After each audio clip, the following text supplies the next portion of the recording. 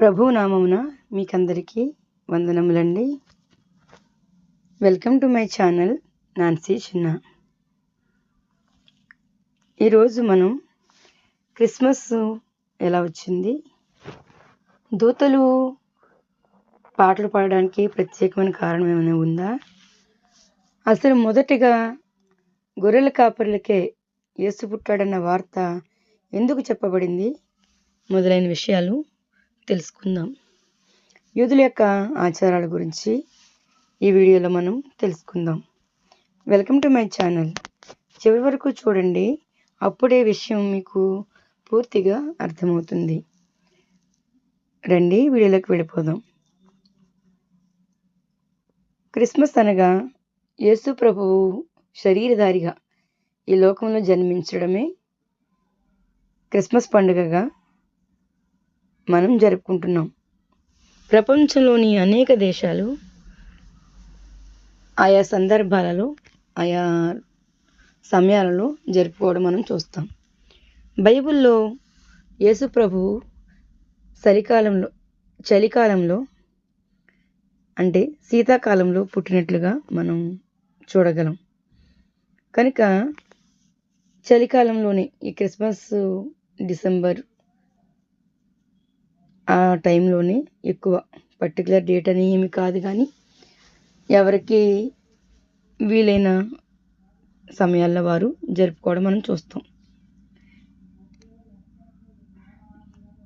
Christmas December 25ని జరుపుకోవాలని ఏమీ లేదండి.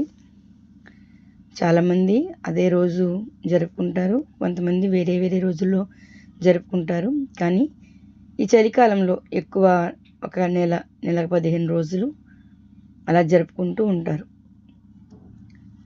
ఇప్పుడు అది మన టాపిక్ కాదు, కానీ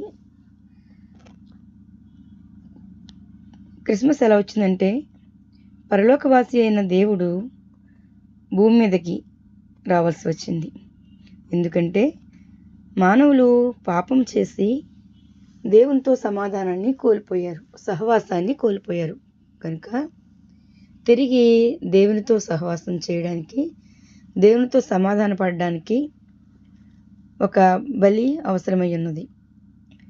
అది గొర్రెల యొక్క, మేకల యొక్క, ఎడ్ల యొక్క రక్తం వలన కాదు, కానీ పరిశుద్ధ రక్తం. మరణశాసనం రాసిన వాడే దాన్ని కొట్టివేయడానికి అర్హుడు. కనుక ఆ మరణం శాసనం రాసిన దేవుడే శరీరధారిగా ఈ లోకానికి వచ్చి తనే బలిగా అర్పించబడి సర్వలోక పాప పరిహారం చేయడానికి శిశువుగా జన్మించాలి. కనుక ఈ లోకానికి ఒక పరిశుద్ధమైన గర్భం ద్వారా రావడానికి ఆయన ఒక స్త్రీని ఎన్నుకున్నారు. ఆవిడే కన్యక. కన్యక ఏ పురుషుని ఎరిగిన దానిగా ఉన్న ఒక స్త్రీని, ఆమె మరియను దేవుడు ఎన్నుకొని ఆమె గర్భం ద్వారా ఈ లోకానికి ఆయన వచ్చారు. పరిశుద్ధాత్మ శక్తి ఆ మరియను కనుక ఆ కమ్ముకొన్న ఆ శక్తిని బట్టి ఆమె గర్భం ధరించింది. దూత పలికిన మాటను తను స్వీకరించింది. ఆ మాటే తన గర్భములో శిశువుగా రూపొందింది. వాక్కు, ఆదియందు దేవుడు వాక్యే ఉన్నది మనం యోహాను సువార్తలో చదువుతున్నాం కదా. ఆ వాక్యే శరీరధారిగా ఈ లోకానికి వచ్చారు. ఆ వాక్యే మరియ గర్భంలో శిశువుగా రూపొందింది. ఆయన యేసుక్రీస్తు పుట్టిన రోజునే క్రిస్మస్గా మనం జరుపుకుంటున్నాం. సరే అండి, అసలు క్రిస్మస్ రోజున అంటే యేసుప్రభు పుట్టినప్పుడు పరలోకం నుండి దేవదూతలే ఎందుకు భూమి మీదకి వచ్చి పాటలు పాడాయి? అసలు యేసుప్రభు పుట్టినప్పుడు దేవదూతలు ఎందుకు రావాల్సి వచ్చింది? దానికి గల కారణం ఏంటి? అది యాదృచ్ఛికంగా జరిగిందా, లేకపోతే ఎందుకు అది జరిగిన దానికి ఏమైనా కారణం ఉందా? దూతలు ఎందుకు పాటలు పాడాయి? యేసుప్రభు పుట్టినప్పుడు అంటే దేవుడు పుట్టాడన్న సంతోషంతో పాడినయా, లేకపోతే మానవులకి రక్షణ వస్తుంది అన్న సంతోషంలో దూతలు పాటలు పాడినయా? అసలు దూతలు పాడడానికి వెనుకున్న కారణం ఏంటి మనం తెలుసుకుందాం. దానికంటే ముందు మనం ఒక విషయం తెలుసుకోవాలండి. యూదులలో ఒక ఆచారం ఉంది. అదేంటంటే జన్మించిన శిశువు ఏ ఊరికి సంబంధించిన వాడో, ఏ దేశానికి సంబంధించిన వాడో ఆ ఊరి ప్రజలు కానీ ఆ దేశ ప్రజలు కానీ వచ్చి పాటలు పాడాలి. అది వారి ఆచారం. శిశువు జన్మించినప్పుడు ఆ శిశువుకు సంబంధించిన బీజం ఎక్కడి నుండి వచ్చిందో ఆ ఊరికి సంబంధించిన వారు పాటలు పాడాలి. అక్కడ వారికి అది ఆచారం. పురుషుని నుండి బీజం వస్తుంది కనుక ఆ పురుషుని ఊరు ఏదైతే ఆ ఊరు నుండి ఆ స్త్రీ ప్రసవించిన చోటికి వచ్చి పాటలు పాడతారు. అది వారికి ఆచారం. యేసుప్రభు మరి పరలోక నివాసి కదా. పరలోకవాసి అయిన ఆయన పరలోకం నుండి భూమికి వచ్చాడు కనుక వారు పరలోకం నుండి దేవదూతలు భూమి మీదకి వచ్చి పాటలు పాడినాయి అనమాట.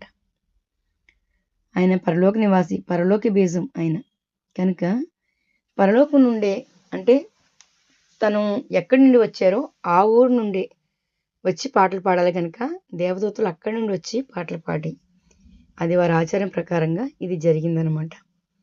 దేవదూతలు పాటలు పాడడానికి ఇది ఒక కారణము. దైవ కుమారుడు భూమి మీద శిశువుగా ఎలాగ జన్మించాడు, ఎలా ఉన్నాడని చూడడానికి సంభ్రమంతో వచ్చి పాటలు పాడినాయి అనమాట.